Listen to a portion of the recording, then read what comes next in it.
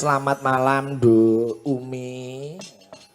Selamat malam, Mbak Limbo. Nggih. Suwera ketemu ya. Kok Mbak Limbo nggih Pak D. Oh, nggih nggih. Nggih. Kok Pak D. Ya pancen bapak iki wis tuwa. Bapak Gede. Nggih. Nggih. Ngene. Sowan wonten dalipun Bapak Suparwito. Nggih, Pak. Menika panjenenganipun kagungan kersa mantu. Nggih, Pak. Ya. Mbak Sevilla karo Mas Rizky dadi manten. Nggih, Pak. Waduh, saiki saja yuk manutan nggih, Pak. Ya cuma nggih. Mendoakan apa kepada temanten? Oh, Berdua. mendoakan Iya. kepada temanten berdua. Walaupun kamu Tapi- belum jadi manten enggak Lah apa-apa. nggih, kula dereng nate dados manten. Nggih. Napa pareng to, Pak? Boleh. Mboten dosa, Pak. Mboten. Oh, mboten. Nun sewu Nduk Afifah kelahiran tahun pinten Nduk Umi? Tahun 2004. 2004 Jabang bayi. Nggih. Kuwi walah wis. 2004 wis bayi cenger lahir. Nggih, Pak. Oh, nggih. Iya, Berarti sekarang umur piro? Dua. Koro 22. 20. 22 ki basa. Rolikur, Mbak. Rolikur. Oh ya, Nggih. 20 likur. Rolikur, Mbak. Ya, Kalau saya dalam no. bahasa Jawa itu rolikur. Ngoten. Rolikur apa rikur? Rolikur. Rolikur. Rolikur napa rolikur, Mbak? Rolikur. Ya, besok enggak apa-apa masih jauh. Aku wis 33 likur. Loh, kok Piye to 33 likur? 33 likur, Mbak? Lah ya toh. Kan kamu udah dua-dua kan udah pakai likur. Ya. Berarti kan patang likur, 5 likur, Rame. Nggih, 6 mboten likur, ngoten. 7 likur. Bukan. 25 tuh udah lawe. 25 tuh udah lawe. Berarti aku Oh, oh. 33 lawe. Iya, Alah, betul. Telu Karo lawe. Eri saya marake mumet ning sirah. Nggih. Doakan kepada pengantin Mbak Umi. Nggih, mugi-mugi kagem temanten kekalih, mugi-mugi pinaringan wahyu jodoh. Amin. Bahagia selalu, ayem tentrem, ojo padu nggih, Mbak. Mas, Saya tak protes. pripun? Gak mungkin dalam rumah tangga kuwi ra ono padu. Ojone berumah tangga, wong lagi pacaran wis do Pasti padu. Ra mungkin ra Oh, padu. iya. Nek ora padu perlu dipertanyakan. Oh, ngono ya. Berarti Oh, komunikasi tidak baik. Tidak baik. Kuwi jenenge Oh, silent treatment. berarti nek wis menikah kudu padu. Itu Ya ora bagian kudu dari ki ra padu. ngono. Padu ki bumbu. Ah. Bumbune wong omah-omah ben sedep. ngoten. Ah. Ben saya romantis ngono to, Mbak. Nah, itu Oh. mengklarifikasi jenenge nggenahke bentuk perhatian yo padu kuwi. Oh, gitu. Nek padu terus ya ora Yo ora apik. Nggih. Iki lho, Betul, Pak. manut karo Mbak Elisa sing wis pengalaman padu. Pengalaman padu 11 tahun nggih, Mbak. Ora sih, aku ki 11 tahun padune paling 2 tahun bisa. Iya, nggih. Mbak Umi, sakmenika lenggah wonten pundi Mbak Umi? Dalemipun? Wonten Solo, Pak. Oh, sampun pindah Solo mboten teng Ponorogo mleh. Mboten. Solonipun pundi? Kentingan. Oh, Kentingan. Nggih. Kentingan. Kentingan, kentingan. Kentingan. Kalau Iya. di Jogja ada juga yang agak mirip. Napa? Daerah Jalan Kaliurang itu. Namanya Kentungan. Kentingan kan Solo. Kentingan Iya. Solo. Di Jogja Kentungan. Oh, ngono. Jalan Kaliurang Cerak PLN. Cerak PLN. Oh, namanya Kentungan. Iya itu. Pokoknya KM 8. Coba aja ke sono. Nek Kentingan ngendi? Kentingan kan Jebres. Solo, Oh, Jebres. Jepres. Iya. Iya. Oh, Sesuk tak dolan Kentungan. konmu. Oh iya. Iki lho ana layang iki lho. Nolayan. Saking Mbah Kakung. Wow. Pak Tugiman keluarga Bapak Suparwito nyuwun iki sesideman kembang rawe karo podang kuning. Wow. Wah. Tertanda Mbah Kakung. Lah iki ratune podang kuning zaman Pakai biyen Umi Afifah. Betul. Niku lak riyen to, Pak. Walah. Iya toh. Zaman semono. Niki neruske kuliah niki Mbak Umi. Napa, Pak? Tesih kuliah terus. Anu Pak, nggih pangestunipun mawon. Niki tesih cuti. Oh, cuti Kak. Nggih. Situ.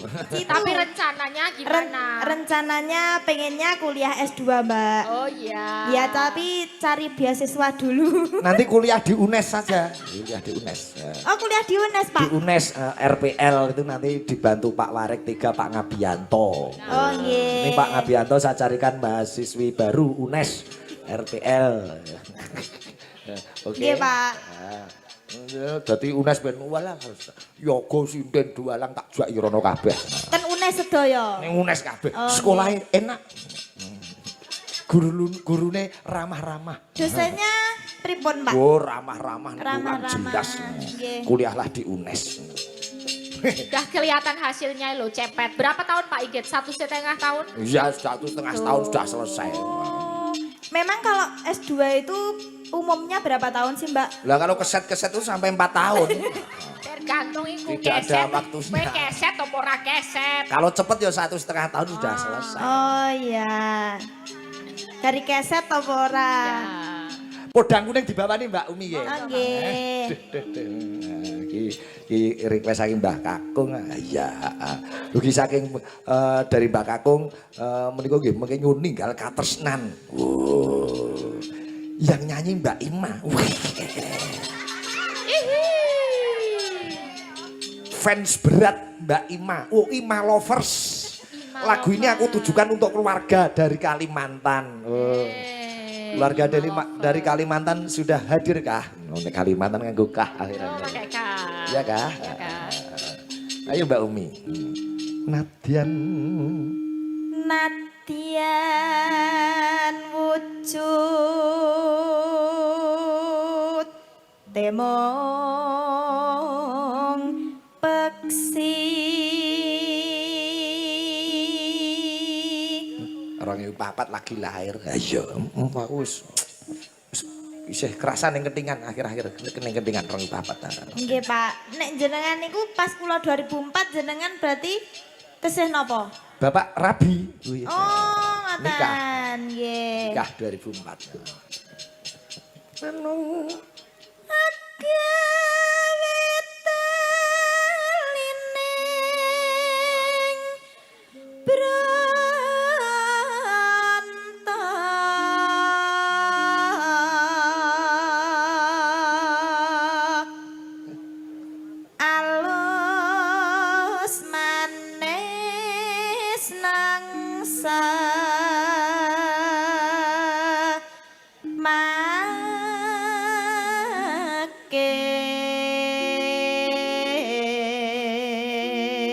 cita-citane Mbak Umi dados napa sinten?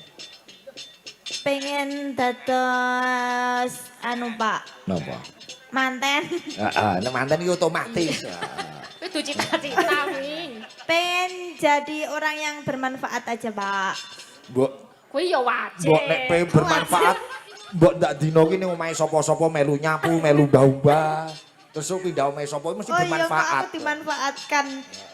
Pengen jadi orang, Pak. Ya bener sing ngono. Saiki apa saiki? Posisi. Iki ketok nek bocah isih bingung urung duwe cita-cita. Ya, belum punya cita-cita, masih apa itu cari jati diri gitu loh, Pak. Oh iya. Ya, masih merangkak. Semono merangkak. Cetok ngadek jejek kok. Merangkak. Wasa wenggan kong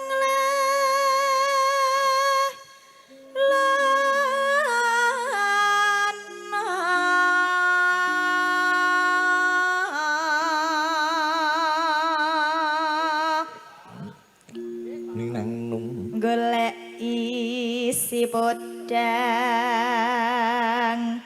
jenar.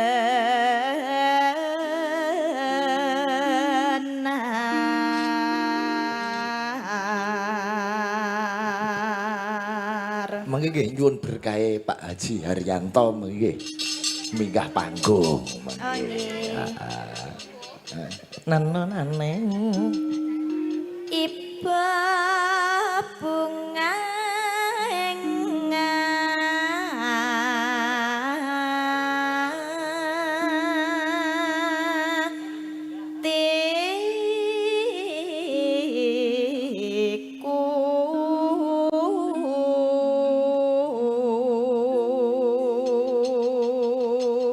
Nening. Nyanding bisa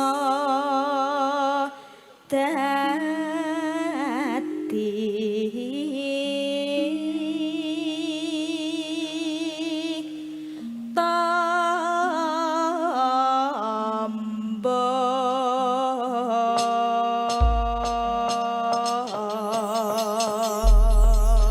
Nganggo minir barang. Wah, iya, Mbak Umi. Mbak Elisa bisa duduk di sini nggak Oke, apa-apa. siap. Biar Umi Hafifah Ratu Podang Kuning. Iya. Sebeli so mau kacek setahun karo Awang anakku. Iya, Awang 2005 iki 2004. Iya. Endo. Berarti kula sak putrane jenengan nggih, Pak. Yo sak anakku, Oke, wis anakku. leres. Umi Hafifah Ponorogo, yo coba Podang Kuning Mbak Umi. Esok awan ning omah wis ora krasa. Uduran anggur lek ising sayang.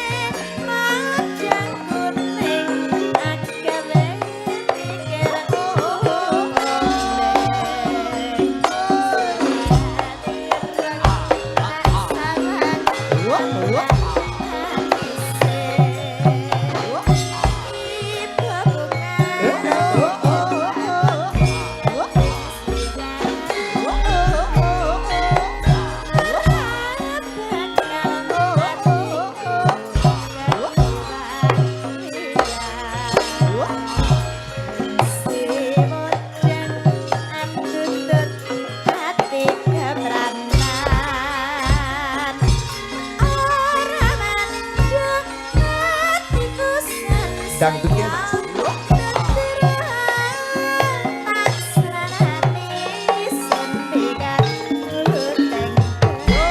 Mas. Ayo Jo, munggah kene Jo. Kancani nduk Umi Jo.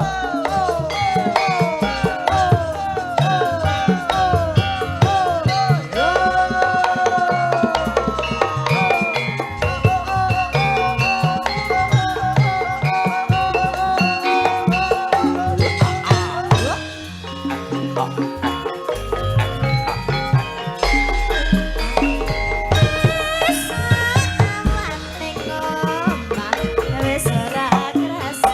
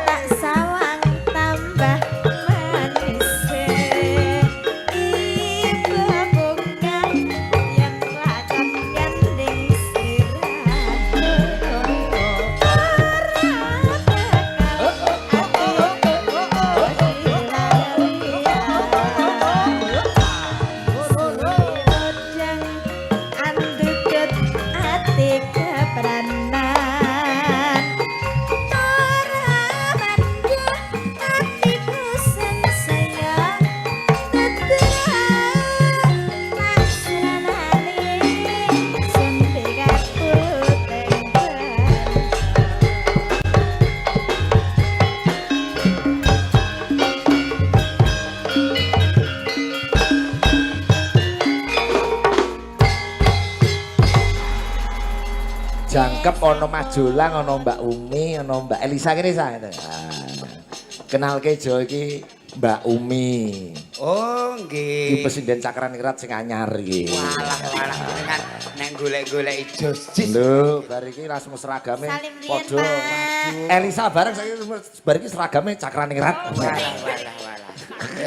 Saemperan kaya karyawan pabrik sukun. Kok iso? Nggih piyayine ki alus lembah mana lho. Hmm. Wah, nderekaken bingah Pak Igit. Nggih, sowan nonton telepon Bapak Suparwito. Ah nggih. Kowe iki tak kandhani metune engko wis nrunyuk. Kowe iki tak kode engko metune iringane khusus kok malah takon leren ning parkiran sik aja ngetok kok malah nrunyuk sik. Lah kula ora sabar. Wis ora betah kowe. Ora betah malah dikeneng pawon riyen Pak Igit. Kalih wong wedok-wedok do njaluk foto. Foto kabeh sing ngrewang karo. Nggih sing masak mriku lah ambune ora ana sing minyakan belas.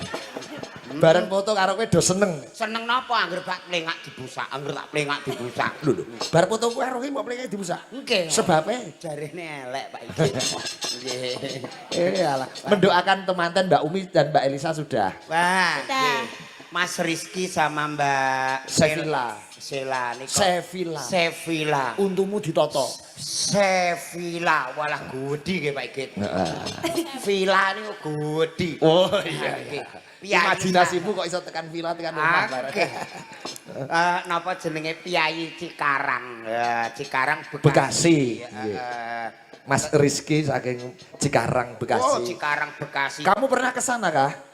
Pernah Pak Igit. Lo di Bekasi? Bekasi teh bahasa Sunda. Oh, bahasa Sunda. Kamu bisa bahasa Sunda? Saletik Pak Igit. Coba digo ngetes iku bener apa ora tak takon Mas Rizky mengucapkan selamat malam para penonton semuanya, selamat menyaksikan wayang kulit dalam rangka nikahnya Mas Rizky dan Mbak Selvia. Ngono coba basa Sunda. Nika kedahipun ndongake riyen. Oh, ndongake sik. Oke. Wilujeng nglampahi rumah tanggi. Semoga samawa salawasna aya kebahagiaan lahir sinareng bating Kang Rizky eta jeung pamajikana. Iya, iso. Kene kok maskulino maling. Malingmu waduh tenan. Maling ilmu dadi sinau ra kudu karo guru, sinau karo alam menika nggih penting. Karo kahanan ya. Oke. Coba aku urung pati percaya kowe nek lincah basa Sunda, pinter basa Sunda. Angge sithik. Selamat malam, selamat menyaksikan wayang kulit. Wilujeng wengi aya wayang kulit sinareng jeung Ki Sigit Arianto Rembang. Oke. Wong kene kok masamu lho Pak Igit. Sowan daleme Pak Wito ki ora cepete-cepete. Iki mau salaman karo panjenengan Bapak Haryanto. Kebetulan iki mau aku pas mangkat mriki bareng bise. Wah, Kowe kuwi. bareng bise saking cepete kula gandul nggon guri. Oh, Kok gandul to, Om? Lah pripun wong kepengin cepet bis kan set nyelip ngoten nika. Akhire set parkir. parkirnya ning ndi? Parkire ning kono to. Kono. Lah awakmu ning kono rak ya tinggo parkir timbang nganggur to ya. Iya. Mereka request saking Kang Ambung Gati Bapak Suparwito, mboten kitang sekedap Bapak Haji Haryanto katuran minggah panggung mendoakan kepada pengantin. Nggih, wah nika Berkahipun. ketingalipun nembe gayang-gayangan kalih Bapak Wito. Nggih to. Wonten mrika. Nggih. Nggih. Monggo Bapak Neng Haji. neng nong. Nyun berkahipun Bapak Haji Haryanto. Matanaman so. Turuk.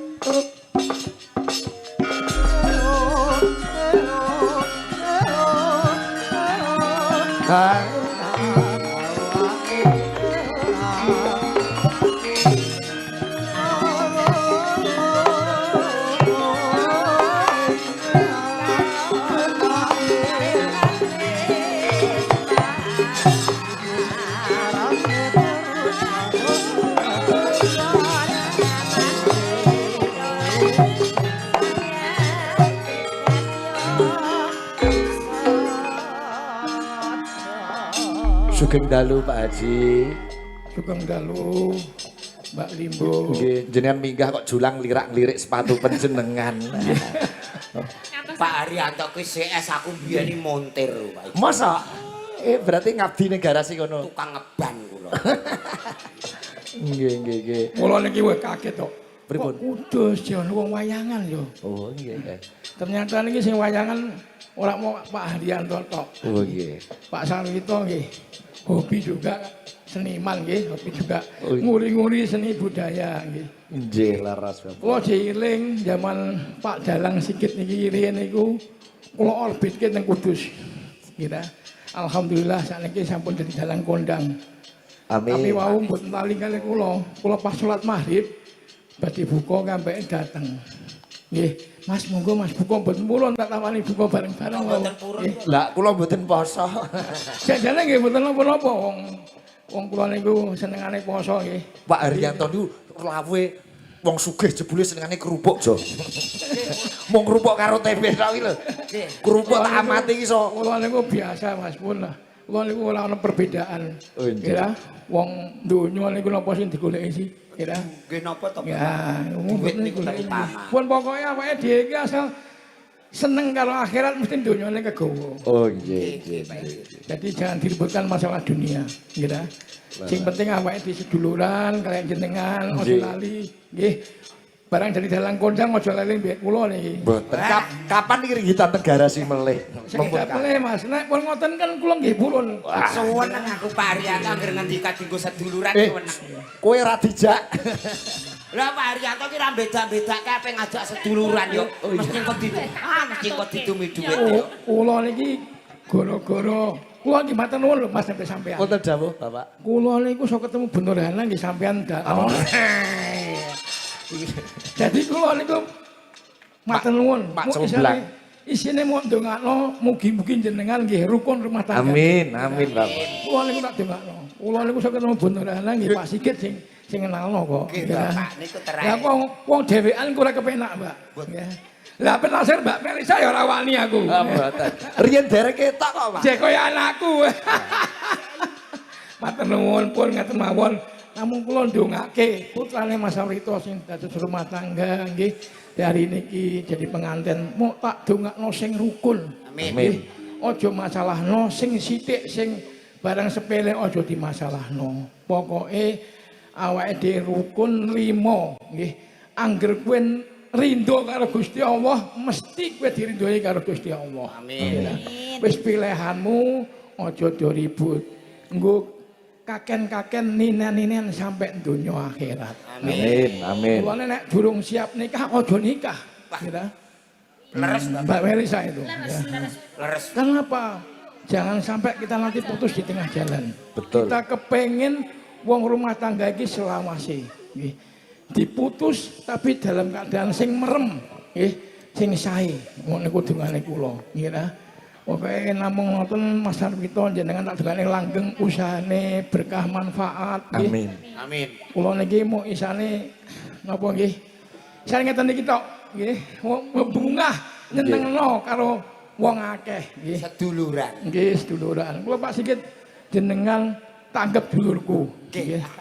Ya. Siap. Nggih. Bapak. Ngoten mawon nggih. Lah pripun iki seduluran? Wis pokoke seduluran nggih. Salaman sih seduluran. Nggih Bapak jenengan. Malah dadak ngerogoh sak barang to, Bapak. Aku ki Pak Haryanto. Julang kok digagas. Kene iki sedulure kok. Lho endi to Pak? Matur nuwun. Matur nuwun, matur nuwun. Bapak matur suwun. Malah Pak nggih sembah nuwun nggih Bapak. Rezekine ora lokak malah kebak. Lah Amin, sedih. amin. Lah nggih. Wonten salam saking Ibu. Nggih. Nggih. Salam. Ibu mboten kesuwan mriki. Nggih. Lek wonten wedal ditunggu. Nggih. Oh nggih, sembah nuwun. Salam kembali kagem Bu Nurhana. Nggih, salam balik kagem Bu Nurhana. Sehat selalu Bapak. Nggih, mbah Alah. nuwun. Turut. Matur nuwun Pak Haji.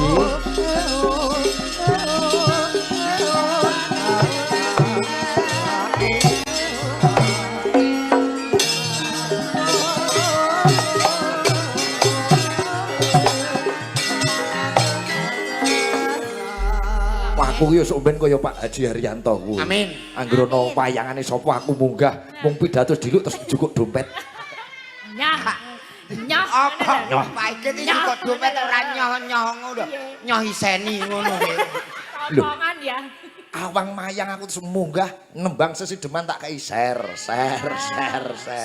Lho sok ben nek jagat mayang yo munggah share. Duit. Yo aku wae. Cita-citaku iso ben ngono kuwi Jo. Dadi anggere bengi iki mung keliling miliki anakku. Oh, awang mayang ning Kabungan Kidul. Oh, jagat nang ning Kabungan Lor. Ugur wira. Tilak, tilak. Ngoten ya Pak. Pak Igit. Pak Terus aku joget ning isor karo ngene. Aku wis ngerti tujuane Pak Igit. Soalnya anake mayang ning Etan Ratan karo ning gone Kulon Ratan, dhek wirawiri terus delok ketoprak. Nggih. Nggih sembah nuwun Pak Ji, ngenjing sowan. Sembah nuwun Bapak, nggih sembah nuwun. Wah, ndek Kuwi surat magrib mau sing diwaca ayat apa yo dawa nah ora. menawa ayat kursi sak mejane. Jenengan iku piye? Yo ayat-ayat nek suwi ku ora ayat Qur'ane ayat-ayaten. Iya tenan nggih. Suwi ora rampung-rampung. Nggih sembah nuwun. Nggih. Iki ana layang meneh dari Bapak Santoso utawi Pak Peno. Weh mengke Nyun Lestari Kijing Miring. Pesan saking komunitas kesediaan Jawi. Nyuwun Sumanding. Oh iya. Ora lali sembah nuwun kanca-kanca Cakraningrat Fans Club Mas Utomo. Wah iya, sing wis ngladeni awake dhewe. Nggih. Nggih. Iki mau didhisikke Sesideman Kembang Rawe king Mbah Kung menika. Oh, ngaten. Wong loro ana Mbak Elisa, ana Mbak Umi. Weh, Upama padha legane upama sak pantaran lho, Jo. Cik. Guru upama kowe milih Mbak Elisa apa Mbak Umi? Awakmu nek kira-kira ya iki aku takon sik wong cinta kalau tidak sehati bagaikan sebelah tangan Bertepuk saja. sebelah tangan. Nah, Nggih. umpama aku naksir jenengan ngono pertama kali permintaane sampean apa? Bingung mesti. Retindasku elek to. Ya sampean aja mutusi ngono Nah, sik. permintaan kira-kira apa sayang? Permintaanku dikasih kepastian aja dulu. Wow. Pasti, nek niki pasti. Kalau Elisa permintaan pertama apa sayang? Aku sing tak jaluk Iya. motomu. Wah iya. Apik lho Jo, Jo. Tresnoi carei dari moto turun ke hati. Oh. Tadi ki ndelok motomu dulu. Oh, motomu mendolo. Motomu dulu kok moto mendolo. Lah itu tadi ngomongnya mumet ngono ya. Dari mata turun ke hati. Terus akhirnya menjalin cinta sehati ke pelaminan. Wah, cara bojoku loro ngene Pak Igit. Piye, piye? Tanggaku bendina ndonga aku kondang mati. Kok iso? Lah sing lanang kaya boyo wedok ngene-ngene iki lah ya. Ape ndang ape do dinggo. Tapi malam hari ini kamu pasangkan keduanya menjadi mesra seolah-olah menjadi pasanganmu. Mbak Elisa coba Sesideman digandrung Julang. Wis Sesideman karo Julang. Oh ngeten. Kula sik gandrung niki. Oh iya no. Ya, Sing rada apik yoga ya gelem aku. ngene lho. Ora sangkem bot. Engko nek ketok-ketoke kok awakmu ora betah terus kepengin mutah langsung sor ngono wae ya. Ada ya. Yo. Wiwitane Wiwitane dicekel tangane. Kene tak cekeli. Oh, Tak cekeli. cekeli. Aku sing wediline iku lho. Kok cekel ya. Tak demek. Hah, aku ape ditemek. Anderek sang beki. Nembe gandeng napa Mbak Elisa? Nikita. Heeh. Nikita. Heeh, gandeng napa niki? Kadal. Mbok nyambik ngono ora apa-apa, rada gedhe sithik.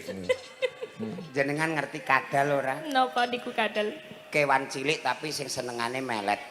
Piye? Nek meret piye, Jo? Meletnya piye? Alah kok apik kowe timbang kadale. Lah kula pakane kok Pak Igit. Oh iya. Coba oper karo Mbak Umi, Ki mripate iki lho. Nyapa sampean kok terus nganu ki ngapa? Ibumu WA aku. Pripun? titip anak wedok. Lho, kowe kenal karo ibuke Nduk Umi? Lho alah ibuke niku kanca kula mek Bang Mekar. Juga Bang Mekar. Nggih. Lah ibu-ibu nek karo do guyu, berarti kowe omahmu sok nggo kumpulan iki nggo Bang Mekar ya, Jon? Nggih. Kemis sore, Kemis sore. jam 4 kae. Jam 4. Jenengane mbok takok wong Bu Sigit ya anggotaku kok. Layak. Kowe terus do ngomong bareng-bareng do ngopo to kowe? Nika anu Pak Igit, saderengipun utang memang kan ada kata-kata perjanjian. Oh, perjanjiannya piye? Ya. Ini kalau satu kelompok mengucapkan dengan kalimat, saya berjanji akan membayar tepat pada waktunya. Terus? Apabila yang lain tidak bayar, anggota harus nalangi. Bojoku diutang pira ya? Oh, alah, Pak Bukit niki saniki setiap Kamis nika 227. Nggih. Niki pun tok 40 ajeng diguling melih niki. Sayang terus ke melih. Wong loro kok ayu-ayu kabeh. Karo bojomu sing nang omah ayu. Ay, apa iki? Pak Igit masih mumet yo ayu iki to Pak Igit. Memang Pria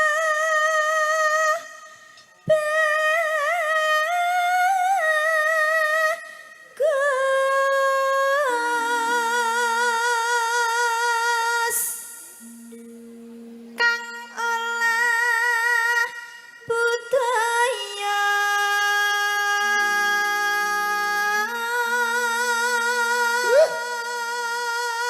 Bocah ayu pinter kepengin nyetot pipine ibuke aku. Loh.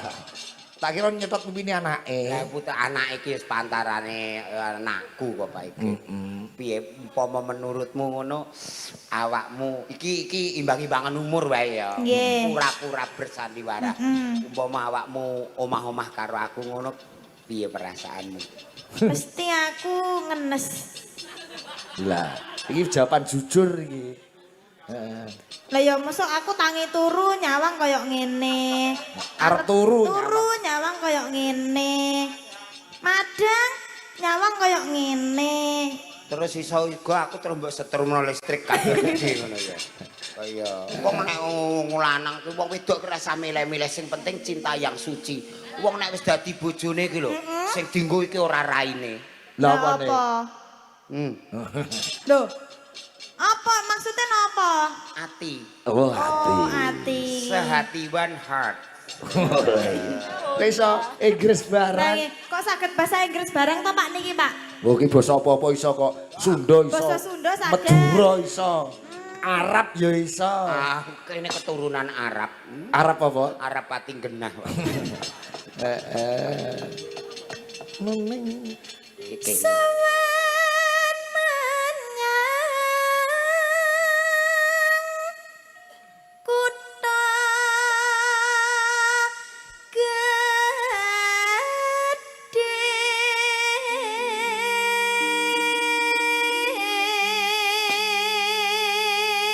Lho iki Nduk Umi. Wah, iki WA saka Wakil Rektor 3 UNES Pak Ngabianto. Oh.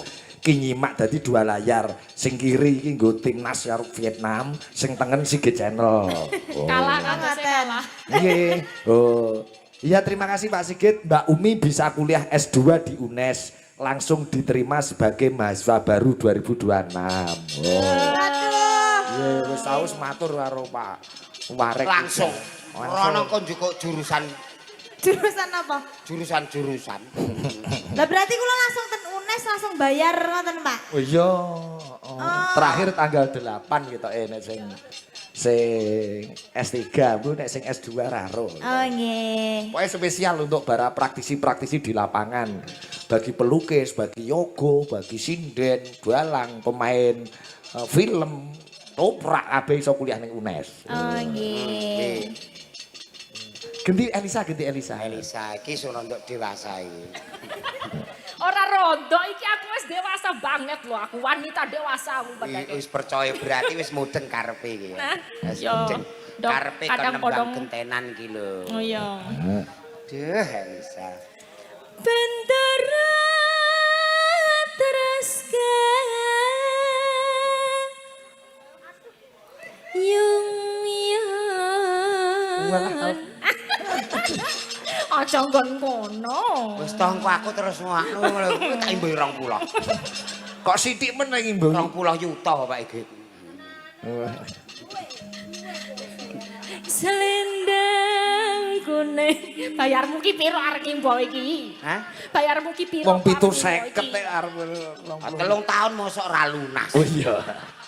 Bener. Selendang kuning kan saking Alah.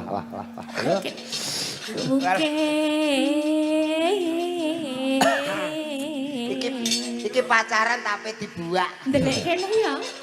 Ben ra ketok, ben deg-degan ngono. Engko nek ra ketok aku kleru. Apa sing kleru apa genahno? Lungguhe iki lho lungguhe. Ratu. Sing ora ketok dikongkon ketok ya Jaya. Lah iya, sing ora ketok dipasani Senin Kemis gen ketok kok. Coba ndelok suaramu kaya Ganti kowe, Jo. Swara kurang permono. Ono merongose saya ketok. Kula niku asline gak merongos. Lah napa? Pas lahir niku ilate kula kedawan. Lah, ape diketok dokter. Heeh. Lah niku nggo heman, akhire untune sing tak kon nututi ilate. Oh, ngono. Oh, ngono. No. Dadine ngeten iki. Andek mono ya mbokmu cilikane seneng karo kowe bangga. Kowe bangga. Kudang ganteng-ganteng dhewe lho mbokmu. Oke, Piye terus? Angger pe sekolah no. Bagus dewe, bintang dewe. Ape teng pundi Mas? Sekolah Mama. Wah, terus Bareng ning sekolah nawar kancaku Jiro Lupatmo, tetep elek dhewe. ya itu tanda bukti bahwa kasih sayang orang tua kepada anaknya itu tulus. Abadi seperti matahari. Ke endi mo raine? Rai ini dhuwur kok delok raine ngisor. Ah ngisor ki yo duwe kok. Rai apa? Rai lok. Iya. Mama apa seneng aku tenan Atik. Ora kowe iki lho kaya wiyuyu kangkang. Rasane aku pengen nyebrang rono lho. Wah, kepengin digendong mesti. Aku lak Simbolis iki ngene. Ning wasis ngungro. Iki lho kaline jembar gede banget iki aku ora iso nyebrang, Mas. Lah kalimu kekamban kok. Kambang. Iya. Iki lho, pikantuk salam saking CFC Semarang. Cik. Mas Surito, assalamualaikum, sugeng dalu Bapak. CFC Semarang derek nyimak salam kagem CFC Senusantara. Rayu sembah nuwun. Sembah nuwun. Salam Mas Utomo. Iya. Apalah kita tanpa penggemar ya Pak Iki. Oh iya, betul, Terima betul, kasih betul, Cakraningrat Fans Club. Nggih, Pak Suwono gebek. Ya, nggih. Nggih, sembah nuwun Pak Suwono Gondosari. Ngemplak. Nggih, matur nuwun. Terus Hangung rumarang bendara Dia sulis tiap pijer ngincangake alis Oper Nduk Umi Hafifah mumpung disimak niki Mas Kuncoro Umpama saking Semarang menika nggih. Selamat S2-nya. Oh nggih sembah nuwun Mas Kuncoro ya. telaske nak Terus tresno sesideman.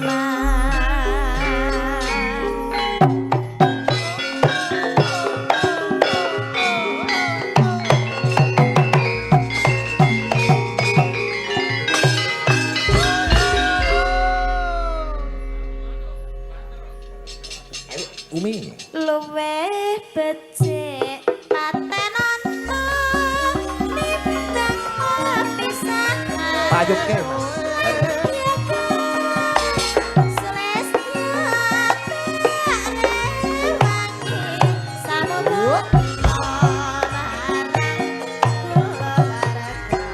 Ah.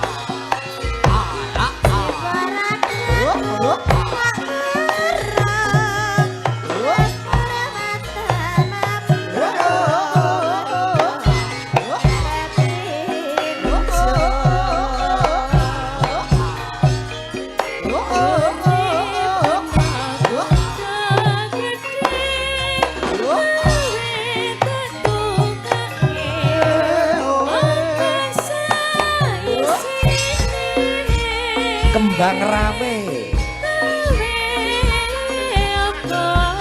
ngidul gerobokan so